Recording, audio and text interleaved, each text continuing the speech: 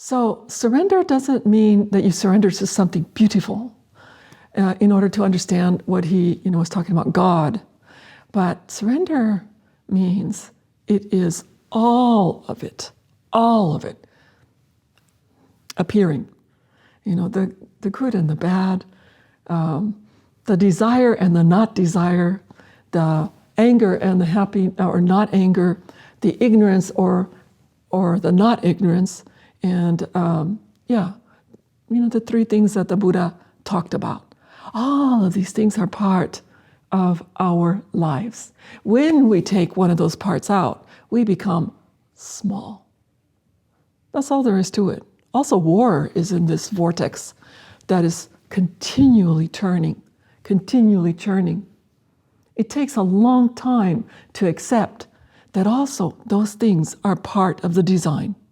Whose design? That's not the point. The point is you and where you are, what you are creating in your mind.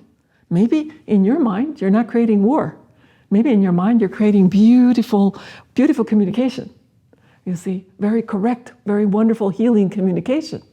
Maybe in your mind, you are creating healing at the highest level possible, you see. And maybe in your mind, you're creating, I'll be happy when the jet lag is over. It's part of all of it, you see, all of it. When we take some of it out, then we make ourselves smaller.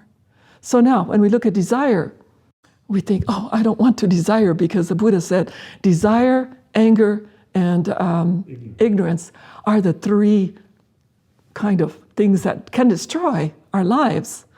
And but one doesn't really know, because that's what the Buddha said. What are you saying? You see?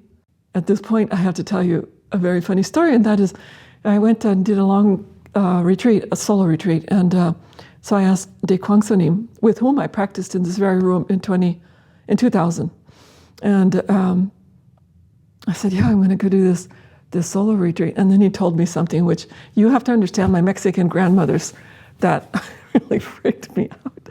He said, yes, it's not the aloneness. It's not the tediousness of the food every day. He said, it's when somebody or something touches you. I thought, oh. So when I went to do my solo retreat, I said to the room very loudly, don't you dare. I don't know who's in here, but don't you dare touch me. I said, don't you even come close to it. So this is our wonderful minds at work, Nothing touched me in that retreat. Nothing came and said, whew. Other things happened, just as weird, but not that. So, dealing with desire is a real function. It's, when we say we have situation, relationship, and function, well, dealing with desire is function. So what is your job in that moment, you see? And it is a practice. Come back and say to yourself, what is this desire? Or what is this desire that I'm feeling? And then leave it. Don't put an answer in there. Oh, it's this, and that person, whatever. Just don't do that. What is this desire? And ask it fully. And eventually your mind will understand what you're doing. Your mind will follow always, but you have to teach your mind to do that. Because our minds are very strongly conditioned from the time we were little tiny babies to do whatever anybody told us to do. So, including then later on as we became more complex beings, what we told ourselves to do and how to be, you see. So, in the case of desire or anger, for example, it's really important to immediately ask the question, what is this? What is this? With an intensity, but not with a judgment. No need to moralize about it at all. That just gets in the way. But really important is to ask that question. What is this pain that I'm feeling right now? And what am I going to do? Don't know. This don't know doesn't mean you're defenseless and helpless. It just simply means surrender. You surrender it. You surrender it to the mind. Maybe it's not just your mind.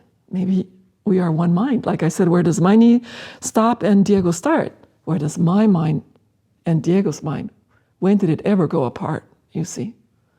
So we surrender it to this mind, and especially in this room, you can feel it. We surrender the questions.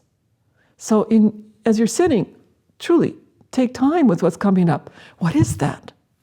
Why didn't my grandmother say that to me 40 years ago? Why did my mother die when I was so young? I was so alone. What is that? What is alone? Don't answer your questions. Just simply place the question to this mind that's in this room. It's almost as if you're touching Indra's nets.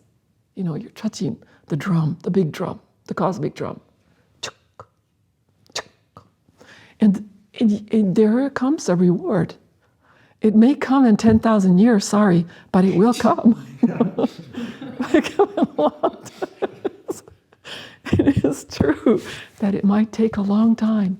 So you see, in terms of giving like a formulaic answer, you're going to be able to work with desire like this, like this, like this. Not going to happen like that, all right?